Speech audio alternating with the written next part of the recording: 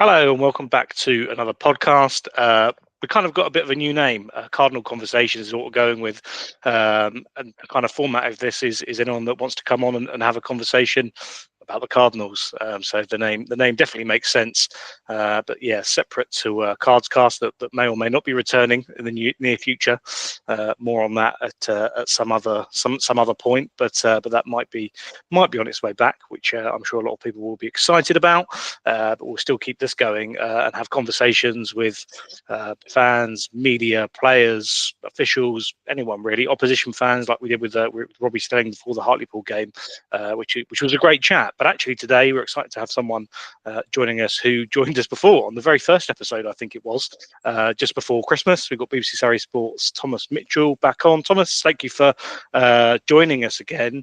It feels like forever ago that we did the first episode. A lot has changed since then, because I think we spoke after Michael Doyle had gone, but Neal Ardley hadn't come into the picture yet, I don't think. So it certainly feels like a lot has changed since kind of mid-December, it must have been. Yeah, most certainly. Yeah, I think it was. It was just after Michael Doyle went, and the Altrincham game was coming up at the time. And yeah, Neal Ardley. It was just a few days. I think a couple of days for Neal Ardley being appointed. But I had a good feeling it would be Neal Ardley. I think I mentioned Matt Gray or Neal Ardley at the time, and as the safe pair of hands. And it was Neal who obviously got the job, and I think he's done tremendous so far. You know, the only defeat coming to York, which is his old side, and no shame that all York have been superb this season, but. Yeah, overall, I've been really, really impressed. From that first Altrincham game, you could just see the change in mentality. It clearly lifted the fans, the players, and that was a massive, massive win to get things rolling for Neal Ardley and against such a good side in the league like Altrincham as well. And I think there's just a real good structure to the side now. And I think the signings have been really good as well with the director of football, Jody Brown. I think he's done a terrific job, but yeah, it's been a real good mentality shift, and I think I'm beaten at home. That's a fantastic platform to build off. Obviously, be a bit disappointed from the last two home games not to pick up victories. I'm sure you will want to turn those draws into victories. But I was speaking to him after the match on Saturday, and he just said if it just sort out that little mentality issue when trying to hang on to a 1-0 lead for the last home games. But you look at the Dagenham game the other night. I think that was tremendous. The way that they responded quickly to that second half. A very early second half setback from that equaliser, but no, I think the overall direction is looking very, very good under Neal Ardley at the moment. Yeah, as you say, it's the stats really back it up. I think it's 12 games played so far with just a one defeat to York, which is obviously very understandable with what's going on there this season. But obviously some of those wins in the trophy, which we're still in, kind of moving step by step, kind of in the competition. I'd say towards Wembley, but I don't want to jinx it. So pretend you didn't hear that from me. And obviously the National League Cup as well, which we were already out of, but obviously it gave us. It's just another game really to play in, and obviously some wins in the league as well. And as you mentioned, quite a few draws. But I guess in the lead up to Doyle leaving, there was a lot of losses, and there's not been many of those since. So I guess that's kind of one of the nice points. I guess, is there anything kind of you've seen, immediately kind of personnel changes on the pitch or formation tweaks, or what do you think has kind of been the key thing to powering this difference between what was happening before and now? I guess a lot of it is confidence in the players. Kind of, as you mentioned, the Altrincham game, kind of the very first game, it just looked like there was a weight had been lifted off of the players' shoulders. Yeah, I think actually that's a really good point. I think having a more experienced manager, I think it's Michael Doyle did a really good job at the back end last season, but it was clear at the back end of his reign that things are waiting. I think the players were just losing a little bit of confidence in him. They just need that experienced manager to steady the ship. But I think something that is massive aside is in the Effiong coming in. I think you look at those first two home wins that Neal Ardley had against Ultra and Maine, and obviously Effiong played a massive part in getting those wins, obviously scoring 3 goals in those 2 games. I think having someone to build the team off it has been absolutely massive. But I think just that Neal Ardley, over time, I think the football will get even better. But I think just having that real structure in place, and it's clear that the team really know what they're doing now, and they're just that overall confidence in the team. And something I've really liked as well, away from home,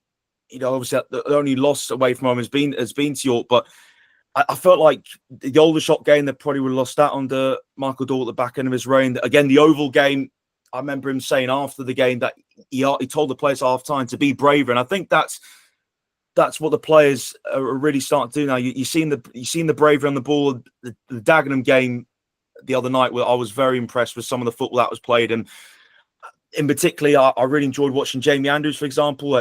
He looked really confident. There was a few times where Woking lost the ball. That's going to happen when you're going to play this style of football. But Andrews dropping deep, pinging it out to the wings, and I think the new players that come in, Aidan O'Brien, I think's a really, really good signing to bring. I've been really impressed with Tariq Hines. I interviewed him after the game on Saturday. He was a little bit of a nervous and shy lad, but I still think he did a really good job when interviewed him. But most importantly, he's doing a really good job on the pitch, I think, and he's fitting in at right back with there's the bit of it.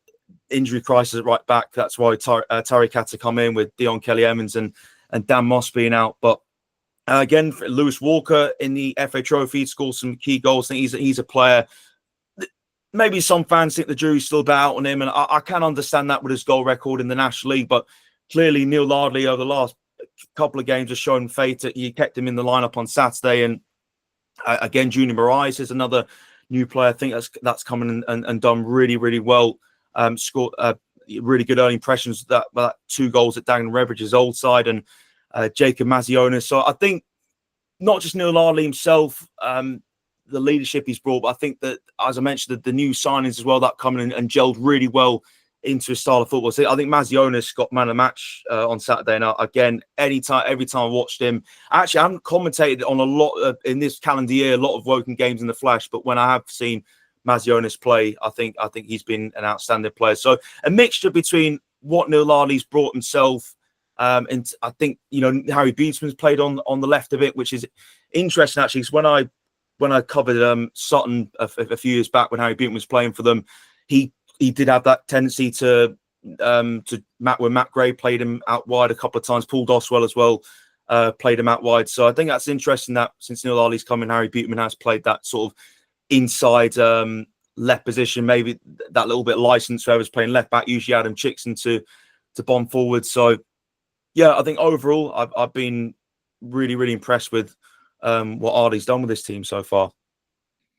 There's certainly been a lot of outgoings and ingoings. Obviously, some of it's loans, sending loans back, getting other loans in.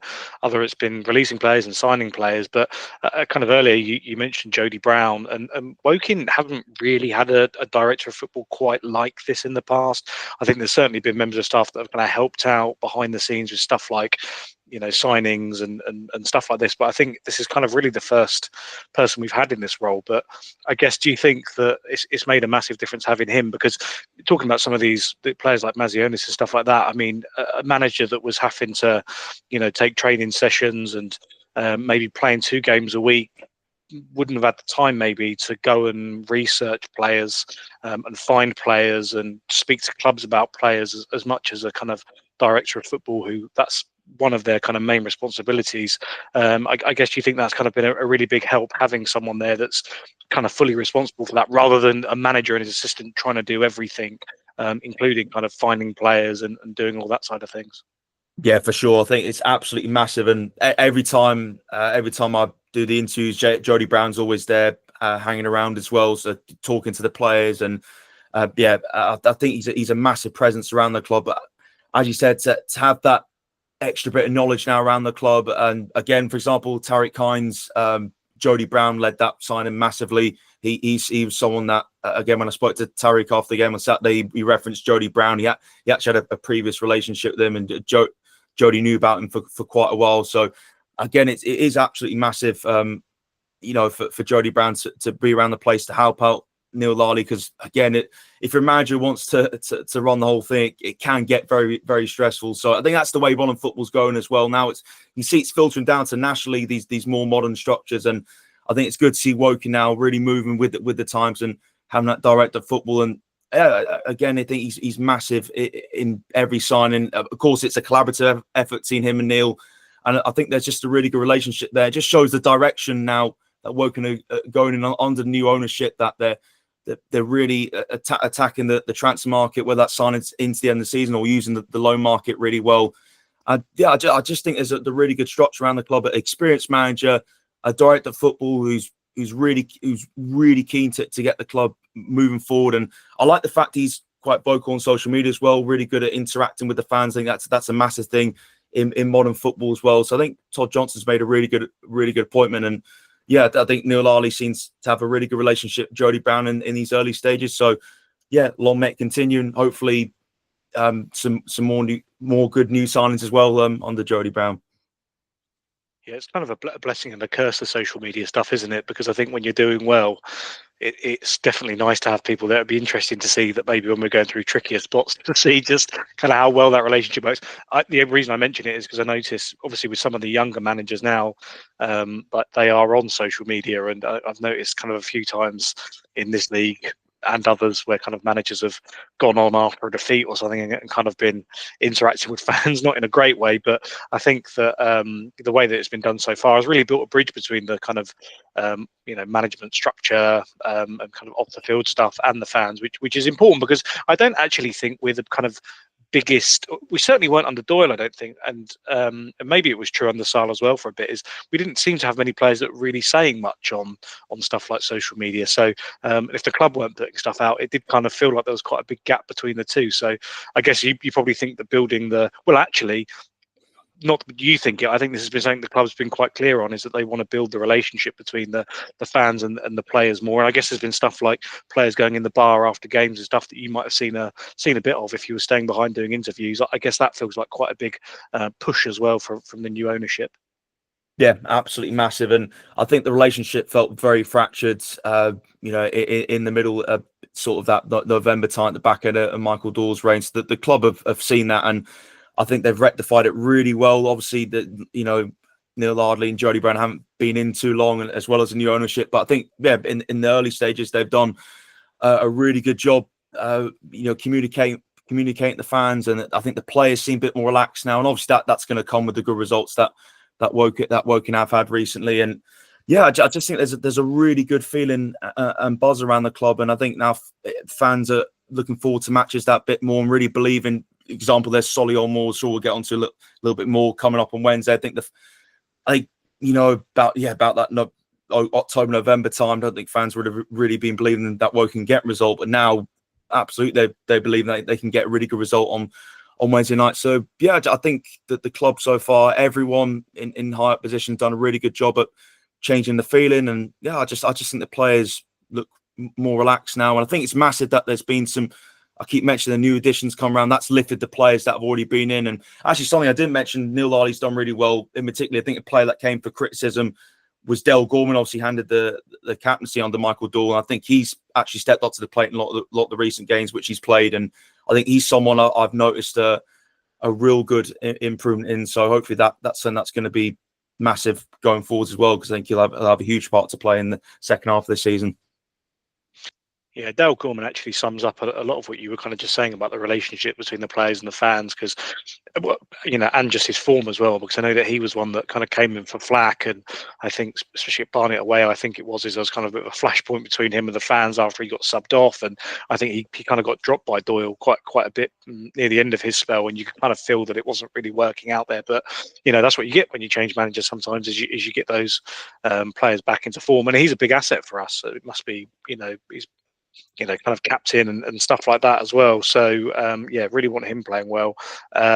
So yeah, I guess that kind of covers a lot of the stuff that's going on. As you mentioned, actually, the home form's a little bit of an interesting one. The one thing that does strike me, and I'm not really sure, I guess it is more of a question, because I don't really think I have a strong opinion on it, but I don't know if you think that kind of the state of our pitch at the moment, which is pretty bad. There's not much grass on it. It's kind of mainly kind of mud, sand, and a little bit of grass. Do you think that's having kind of an impact on some of the kind of home form? Just because it's been really tricky to play there in these winter months, and granted, we hadn't actually got many league away wins. I think the one against Dagenham was our first one in the league since Ebbsfleet away. So I'm not saying we're kind of prolific on the road, and I know other clubs are struggling with their pitches, but do you think that that's kind of, we're trying to play a bit of football, but actually it's proving a bit difficult on the pitch we've got at the moment? Yeah, it has to play factor. And again, look at early on the season, the pitch was in fantastic condition, but as these winter months have really kicked in, yeah, it doesn't look in the best condition at the moment. So I agree. It has to play a part in the football that Neal Ardley wants to play.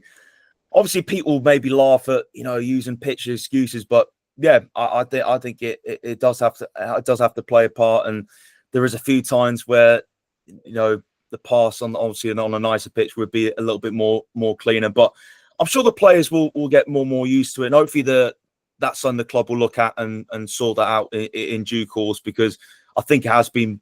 I'm sure Neal Ardley has mentioned about the pitch obviously not being in great condition with the style of football he wants to play, but you've just got to roll it at the moment. And I think that the players are doing well enough, and hopefully they can pick up some home wins again, because that will be crucial. I think there's a good gap to the relegation zone. I think they put themselves in a really good position now in 16th. But again, if they won the last two home games, they would have been sitting even high in the table, not actually a million miles away off that top 7. Obviously, that's the aim, is just survival, but that's how well Woking had done. Just a couple more wins, and they would have been on 39 points in a really tight position. Probably not even looking at the relegation zone at the moment. So yeah, hopefully the pitch can be sorted out very soon, because it is playing. It must be playing a little bit of a factor.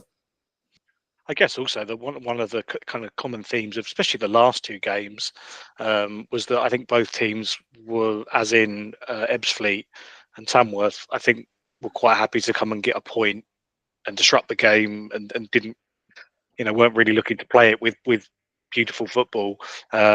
So yeah, it kind of makes things even more difficult, I think, when that's the kind of game that you've got on your hands. But actually, interesting, you mentioned obviously Solihull's coming up this week on Wednesday evening. A team kind of that are up the kind of top end of the table, although they've struggled a little bit recently. But I guess they're probably going to want to try and play football on that pitch. At which point, it might become a bit of a benefit to us that it's not easy to play passing football on it, and it might be a little bit trickier to play on. What kind of game are you expecting on Wednesday? Yeah, I think it's a team that probably won't be looking to sit back, which might suit Woking even more. I'm hoping it's going to be quite a good open game of football. I remember the reverse fixture. Woking had a really good start to that one. Unfortunately, lost it 2-1. And again, that's something I think Neal Ardley has made a difference on the mentality away from home. Woking were losing a lot of games like that where they just couldn't nick that point. But I'm expecting actually quite an open game of football on Wednesday night. And I think it should be a real crack. Obviously, the lads will want to make amends. They'll be disappointed they couldn't hang on against Tamworth, and I think they'll look to really attack it. I'm thinking it's going to be a real good game. And again, hopefully we'll get the likes of Matt Ward on the ball. Good, and Lewis come on as well. I thought he looked quite bright coming on Saturday. So interested to see if he might get the start, him playing on left and Ward on the right. And yeah, really trying to attack Solihull. Harry Bootman scored against them last time. It'd be great for him to get an open play goal in the league. Obviously, he scored a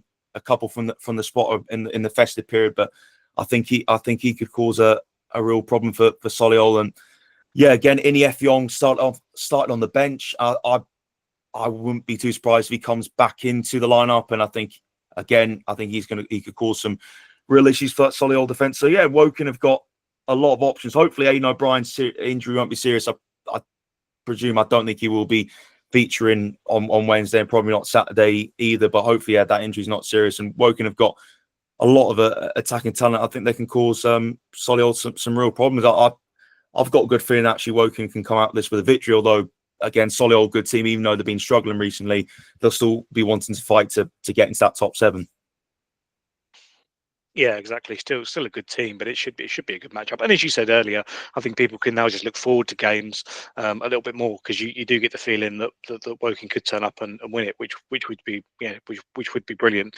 As opposed to earlier in the season, you're probably thinking, oh well, a team that's kind of above us in the table, we're probably not going to win. So it's certainly nice to have those things. And actually, it feels like kind of a few more wins, especially if they were kind of on the bounce. That's difficult with Solihull and Forest Green to come, but looking at our fixtures, you feel if you go on a little run, I guess then you do really move away from the bottom 4, and you kind of look to cement yourself in that mid-table, and then people can kind of enjoy it a bit more, because then if you do drop points, you're not kind of panicking about what everyone else is doing around you. I think even on Saturday, kind of checking the scores, seeing Wildstone winning and stuff like that, you're thinking, oh, not that far off now. So it's nice to, I think, pick up a few more wins.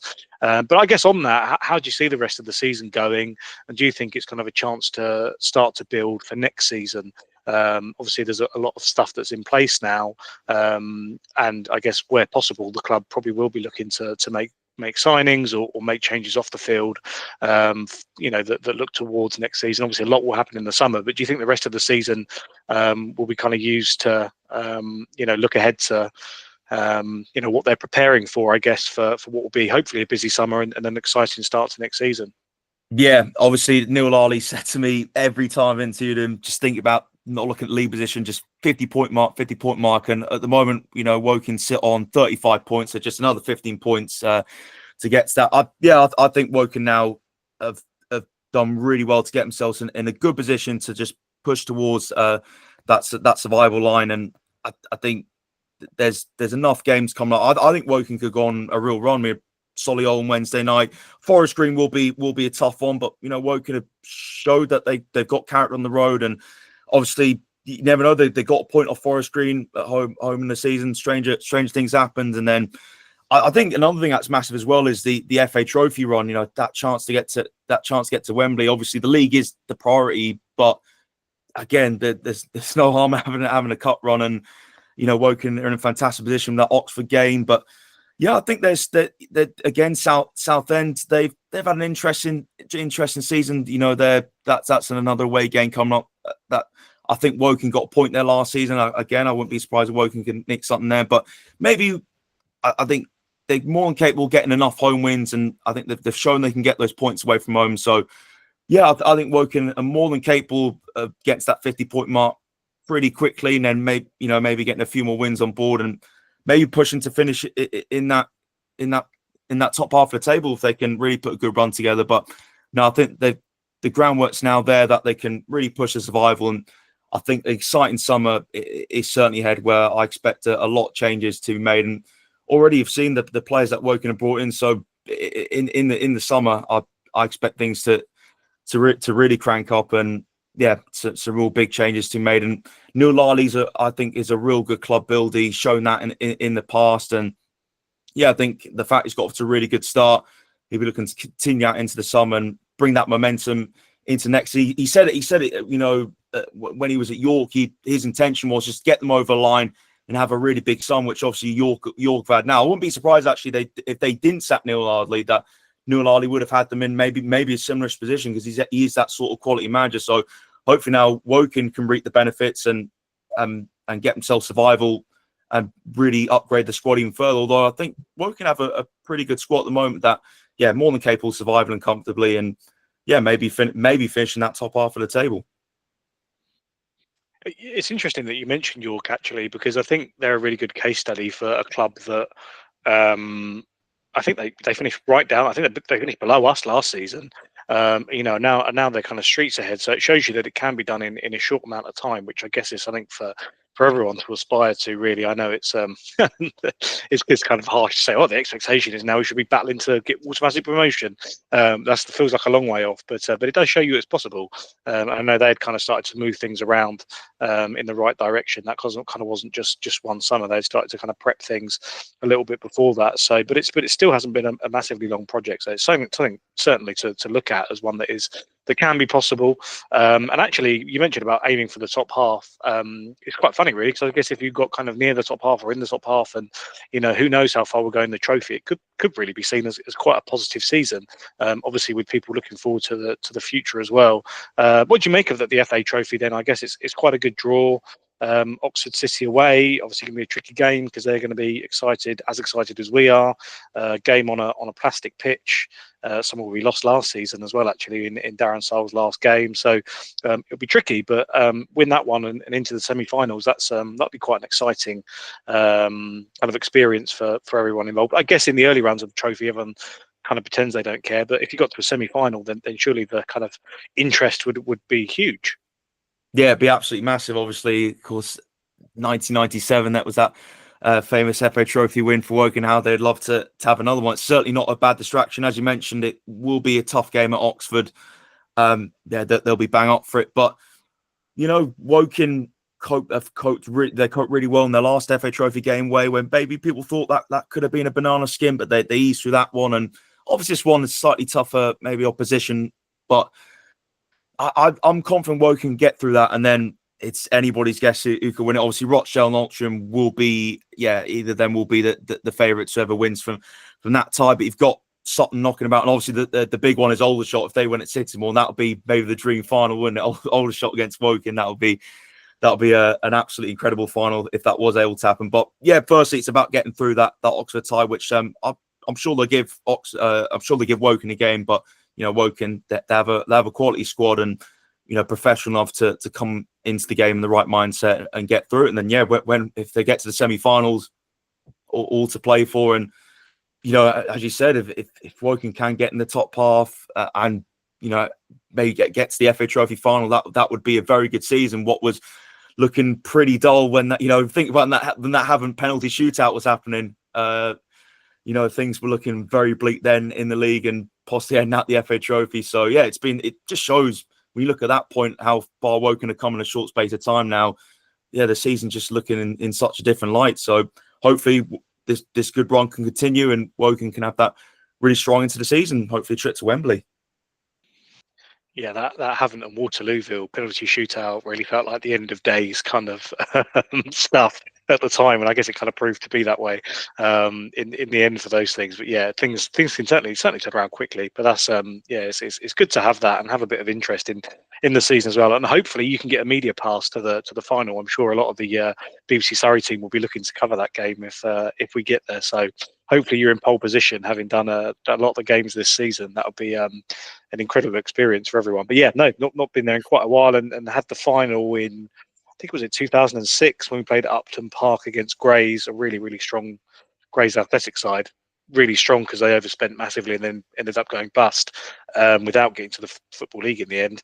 But that was annoying, that one, because I think that would have been the year before Wembley reopened. I think the next year's final was the first one back at the new Wembley. So that was unfortunate to miss out. So hopefully a good chance to get back there. That'd be good. And as you say, don't mention the Aldershot tie. I'm already worrying about that being a thing. But that would be amazing if we beat them, or a semi-final. I'm sure the crowd would be huge if we played them in one of the semis. One last thing to cover just on this episode was that the club did put out a statement, kind of snuck it out a little bit, put it on the website, but didn't kind of promote it on socials and stuff like that. But that was that the takeover has been completed. So Cardinal Football Group, led by Todd Johnson, has completed its acquisition of a majority stake of Woking FC.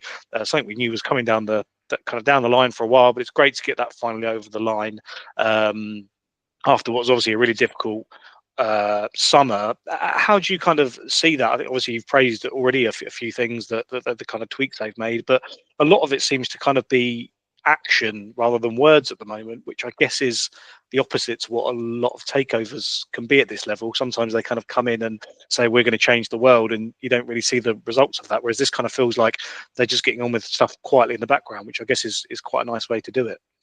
It's been a really impressive start. Obviously, fantastic to have it officially confirmed. But no, as you said, the actions have been very, very good so far. Getting an experienced manager in, a director of football, that's a new role for the club. And as I mentioned, now feels like Woking are really moving with the times in that aspect. I think Todd Johnson's someone who has experience in the National League. With Dagenham obviously most notably. So. He knows the league well. He knows what's required to compete in it. So overall, it's been a really good start. So hopefully now things will just continue on this road and work to continue to improve. And as I mentioned, I just think it's massive that there's an owner who has experience of English football, and again he's shown that in the decisions he's made. And that there's a really good playing squad now. So overall, no complaints, and I think there's really exciting times ahead for the Cards. Yeah, I think as well, when you look at what's going on at other clubs, I know you're really thankful that this happened, but B, it kind of fell into the right hands. Dagenham is funny enough, because that was the club that Todd Johnson was at most recently, albeit not in a exactly the same position. But yeah, a lot of criticism coming their way for the ownership group, for their director of football, who let Marias go and then obviously scored the 2 goals against them, celebrated wildly, and things seem to be going in completely the wrong direction for them. So yeah, it's good to have that, and a bit of positivity around to finally see that, and allows you to commentate hopefully on more wins than losses, which seems to be the case at the moment. So thank you for joining us again, Thomas. We'll probably speak again in a few weeks' time. And actually, just a message as well for listeners for this: if you're listening on YouTube, we are now on Spotify and a few of the other kind of podcast platforms. So do look out for us on there. If you prefer downloading it and listen to it on the go, then you can find it there. But again, thank you, Thomas, for joining us. It's great to speak again, and hopefully we've got a lot more wins to discuss in the future. Yeah, most certainly. Pleasure being on, Jacob. Cool. Thank you. Goodbye.